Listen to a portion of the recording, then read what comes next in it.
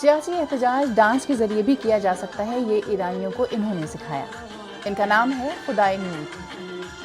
تازہ مظاہروں میں ہلاک ہونے والے بلوچ مائنورٹی کے 100 سے زیادہ افراد میں ایک خدائے نور بھی تھے۔ لوگ ان کے بارے میں بہت زیادہ نہیں جانتے ہیں، لیکن ان کی ہلاکت جن حالات میں ہوئی وہ ایران میں احتجاج کا سمبل بن گئی۔ لوگ انہیں انہی کی طرح ڈانس کر کے خراج عقیدت پیش کرتے ہیں۔ حجاب کے بغیر تہران کے فریڈم سکوائر پر رقص کر کے یہ خاتون بھی ایسا ہی کر رہی ہیں۔ یہ تصویر خدائے نور کی ہے، ان کے انتقال سے کچھ روز قبل۔ خدائے نور کو گرفتار کر کے اس کھمبے سے باندھ دیا گیا اور ان کے پاس پانی کا ایک گلاس رکھ دیا گیا۔ احتجاج میں کئی اور مظاہرین بھی اب انہی کی طرح خود کو کھمبے سے باندھ لیتے ہیں۔ ایران میں 3 ماہ سے احتجاجی مظاہرے جاری ہیں اور اب تک 350 افراد اپنی